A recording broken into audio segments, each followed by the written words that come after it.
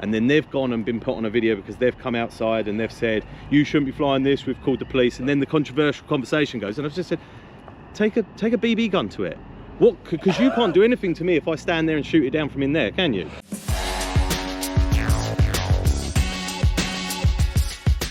So welcome back to the channel, guys. Today we're here in Biggleswade, Bedfordshire, taking a look at this place, Smith's High Performance. So these are a leading stockholder and supplier of high performance alloys and plastics to the global motorsport sector. We specialise in the supply of advanced engineering materials and are support partners in a range of specialist markets. A tier 1 supply chain partner to the world's leading motorsport companies. Yeah. Dad watches you.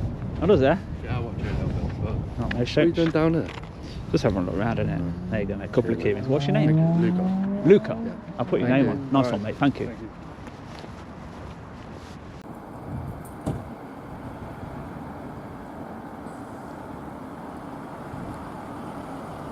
So that gentleman just there parked his car and went for a walk.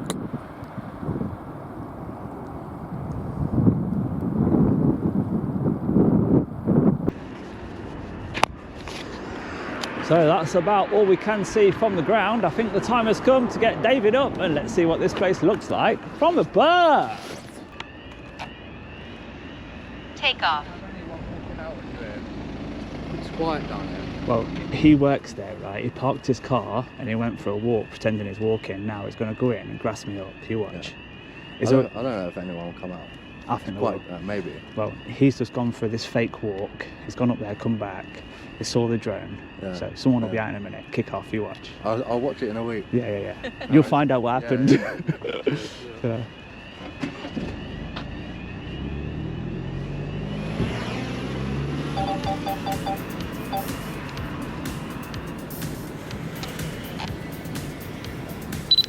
So the gentleman that went on his fake walk.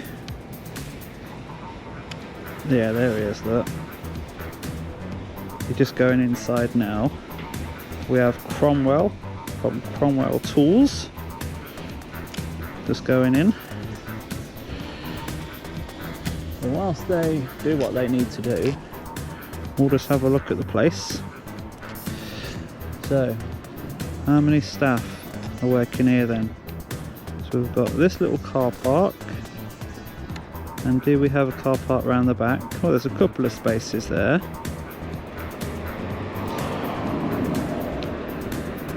But no more staff parking, just the backyard. The backyard that they have kept very private, really, haven't they? Lots of very large pallets.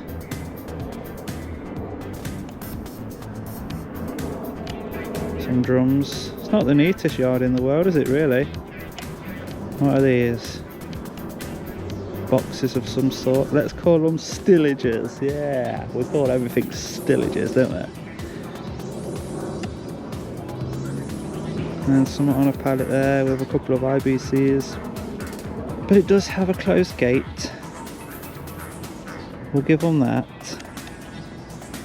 And a few of their own vehicles. Yeah. Decent. No solar panels. I would expect some solar panels of a brand new building. But there we go. And do we think all of those are really disabled? I guess with it being their own car park, it doesn't really matter too much, but it's just the image when people come and have a look. What does it say? If you're going to cut corners there, where else are you going to cut corners, eh? Ah, that is the question. So, designated smoking area. Got a nice bench in there for them and a bin. Yes, very nice. Very nice indeed. Here at Smith's High Performance. So that's what the building looks like. They've left us alone so far. Let's just get a 360-degree photo for Google Maps, hide a keyring and move on.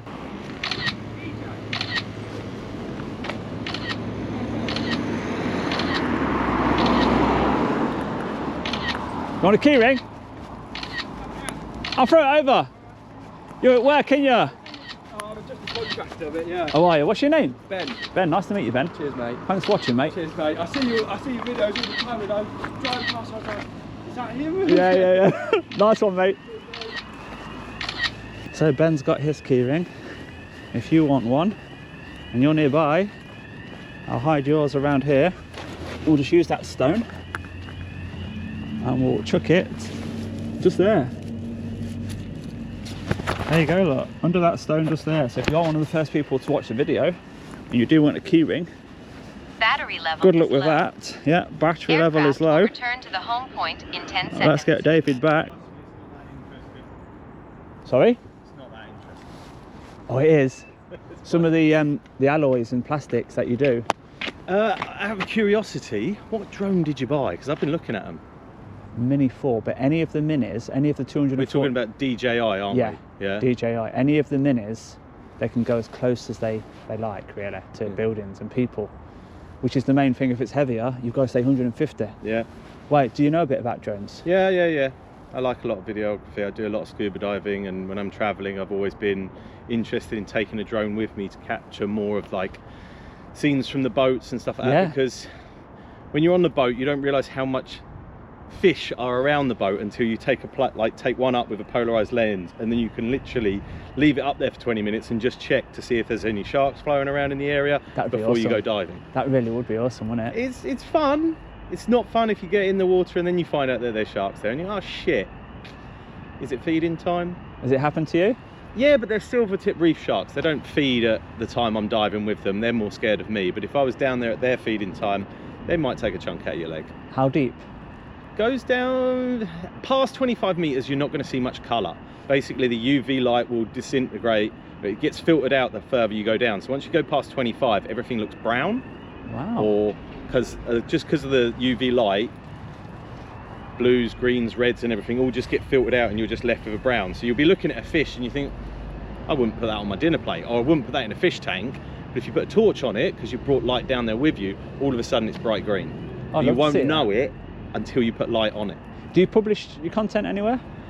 No, not really. I'm not good enough editing wise or spend enough time to edit it. I'm more just do it and keep the videos for myself. I've got so much content, it would require me to go through, pick up all of the bits that I think this bit will clip with this bit and this bit and this bit, and then actually learn how to video edit to put them all together. Welcome to my world. Yeah, there's a lot of content that you don't use while you're cycling around and stuff. Yeah, there's so much of it and you just spend so much time and you think, I've probably got 100 hours worth of scuba diving footage, but I just haven't had.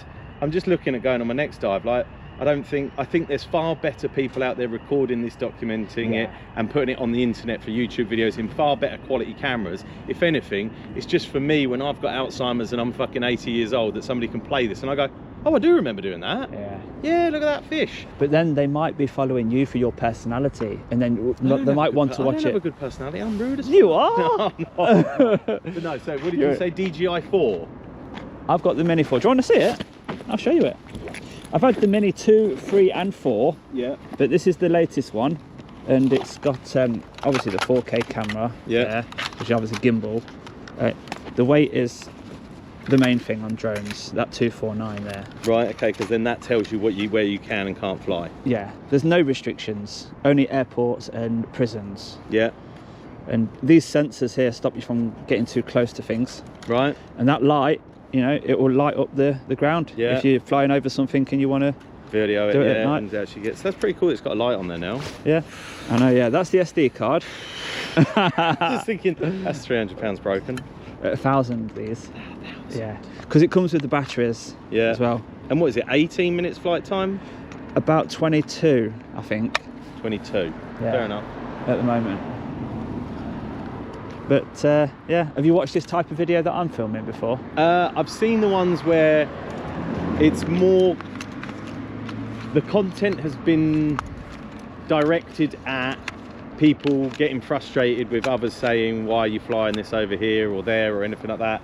And somebody can fly anything over anywhere. If you don't like it, take a slingshot to it, because there's nothing you can, do you know what I mean? Like, just let them get on with it, do you know what I mean? So just, well, the law allows it. Yeah, the law allows it. So and really, you know, in some way, people think, well, this is my property, I don't really want you over it.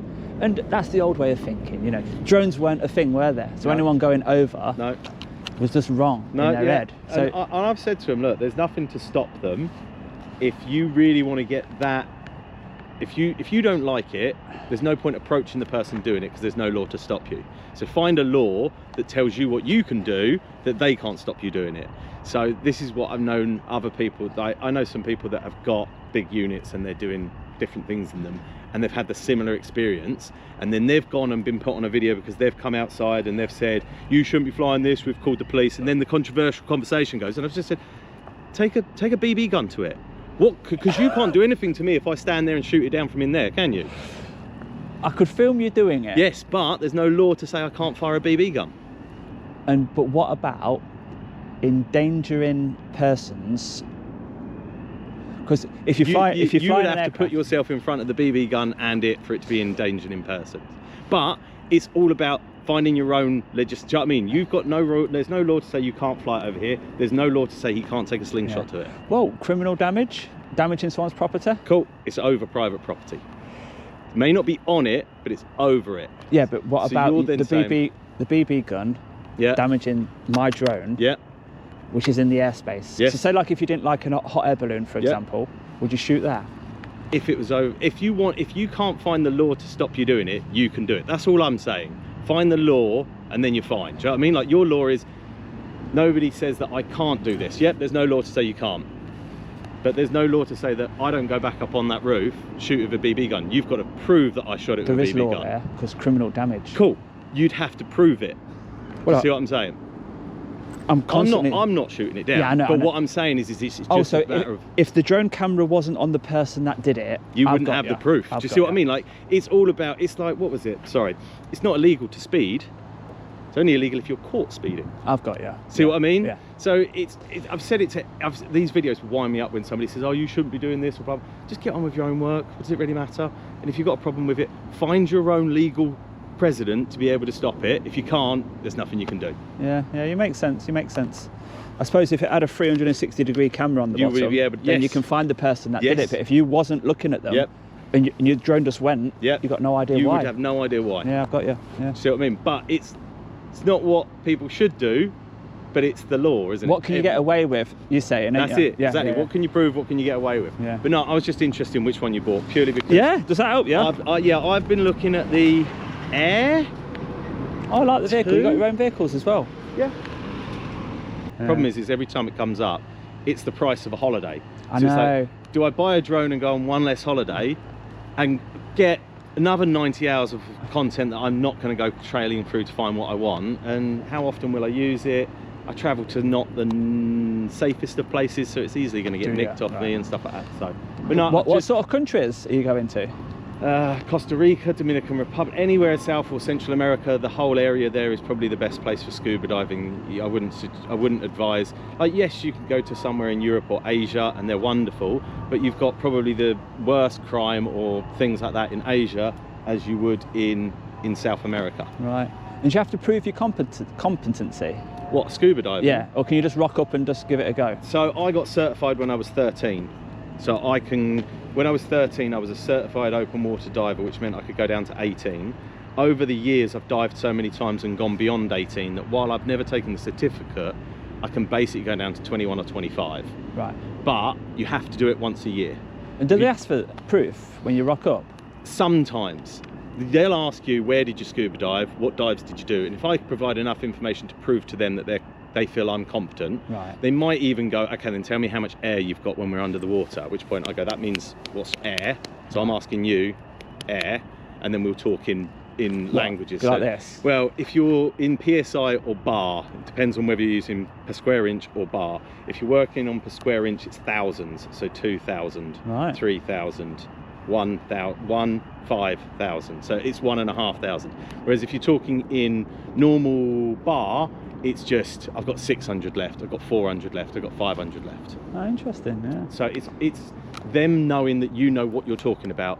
Yeah. There's so much time to save you when you're under there that it's not, do you know what this complicated thing meant that you got taught ages ago. No. Do you know how to talk in bar? Do you know how to tell me that there's something wrong? Do you know how to tell me that you need to go to the surface? As long as you've covered 5 things and you've convinced them that you know what you're talking about, they'll just let you dive again. But if it's been long enough, they sometimes ask for you to just do a refresher, and I've never ever had a problem because I'm putting my life in their hands. They're taking me down, so they should probably know that I'm not going to cause a death while I'm down there. Yeah. So I'd rather convince them that I know what I'm doing. They see me get in the water, they see me do 2 things, and they say, you can get out whenever you want, mate. We'll carry on with the class, but you can get on. And it's just like, no, I'll happily stay with you, because if you stay with them and you demonstrate to the others that are learning what they're doing, they'll see how you do it and go, oh, that's fairly easy, because they're always panicky with their hands. And just don't. Just leave your hands behind your back. The less hands you use, the more competent you are. It sounds like you should be an instructor. Yeah, too old now. Did you consider it then? Yeah. Once upon a time, but I just didn't learn the languages, and now it's too old. You make too much money doing other jobs. So. What, working here? No, they don't pay good money. We've got boring old plastic in there. So it's not alloys then in this one? Anything and everything. Because you ever looked on ChatGPT to see what it says about this place? As a leading stockholder and a supplier of high-performance engineering materials to the global motorsport sector. It's blown up. Is it? Yeah, they're known for their expertise in providing high-quality alloys and plastics, catering specifically to the motorsport industry. Yes, we do. NASCAR, Motor, and GBT. Company itself is committed to the... Yeah, it is, but you might say somebody... You would have thought it though, you know, just by looking on the outside. But say somebody said, oh, we've got marine plastic in there. No. US Navy plastic in there. You'd think it was really special, wouldn't you? Yeah. It's not. Just because the Navy use it doesn't mean it's something not basic that you get in something else. You've got to realise that while some of them say that they're exotic, you might find an appliance at home that's already got it in. Yeah, but have you actually mixed parts to make it? You mix chemicals. Here? No. Oh, right. We just buy it the way we want it. Oh, you buy... So if I want it to be 50% aluminium and 50% magnesium, I'll tell a mill to make me 50% alloy, 50%. You wouldn't, because that's a shit combination. By the way. But only you know that specific formula, don't you? Everybody knows it. That's what makes you so special, isn't it? Because you provide that specific material to the experts. Well, we will develop alloys, yes, but knowing the chemical composition for alloys are made every day. Whether there's a big enough requirement for a mill to make it is a difference. So if you're Boeing, you go and make 700 tons of aluminium to go in the air. So a mill wants to make that. If you're a Chinese chip maker and you only want 100 kilos of a grade of aluminium that nobody ever asks for, nobody's making it because they don't have a big enough driving force for it. But the chemical composition for every alloy, there's millions of them. It's just locating the one that specifically works well in this component to then target that market, to say, if you're building Fiat 500 headlamps, you should make it out of this aluminium because it's the best aluminium to make it out of. It's not so special in the sense of anything else. It's just knowing what markets need what grades for what applications. So you might want something that breaks or is brittle but is really expanding. So it expands well in heat, but if it took a punch, it would break. It's not going to take a punch because it's going in the atmosphere. But we want it to withstand heat and cold. You see what I mean? So it's more defining what you need the application to do and then finding the right alloy for it. We've just practiced stocking the ones that those companies more likely use. So something that's more likely to be used in Formula 1 or WRC or NASCAR or something like that, it's just we're stocking them alloys. So you're just there, you're readily available for them, and you always have been. They know that they can trust you. They know where the materials come from, they know the testing that we can do. We'll go down any avenue that somebody wants, but it just requires them to have a big enough requirement, I mean wallet, but a big enough requirement for you to want to have something made. But yeah, it's not as interesting as it is. Everyone thinks it is. The amount of times I tell people what we do and they go, oh, that must be really exciting. It's spreadsheets and emails. And you wouldn't know the difference. If I pulled an aluminium bar that was cheap and shitty and makes your fridge freezer at home and pulled another bar next to it that had something special in it, you'd be none the wiser. But obviously they would if they put it to the test. When they put a gun on it or they weigh it and they notice that it weighs 20% less, they'll realise that it's something a little bit better. But you get people that come in there and look at, like, I think, what was it, in another site, somebody broke in and stole a load of brass or copper because they thought it was the most expensive item because it's copper. They can see it. I mean the colour? Oh, copper's like £5 a tonne, let's nick all of this. Sat next to 50 grand's worth of titanium that they left. Do you see what I mean? Like, they just don't know what they're looking at. But at the same time, you nick the titanium, nobody knows what's the application you want to put this in, and anybody that will buy it needs the certificate. So there's no point nicking materials, because you need certs to get the money that they're worth. And can't you lob that sort of thing in a smelter? You could, but you're getting £5 a kilo. Right, okay. Do you know what I mean? You're getting scrap Criminal. value for some copper that we could sell to Joe Blogs for £30 a kilo, because we know the application they're using it for. I've got Whereas if you're somebody who just picks up a copper bar walking down the road, you'll go, oh, I could get 20 quid from this if I take it to the scrapyard. Yeah, but I bet you the right person who wanted that spec to go in a marine submarine would have paid you 150 quid for it. You just don't know the customer, and the customer's not going to buy it off somebody who found it down the road going, I'm sure it is what it says on the sticker. You know, you've got to come up with the certification and everything. Yeah, it all makes sense, mate. Yeah. But yes, but yeah, appreciate that. I'll keep an eye out for DJIs. Why has this building got so small windows like that? Because the council own it.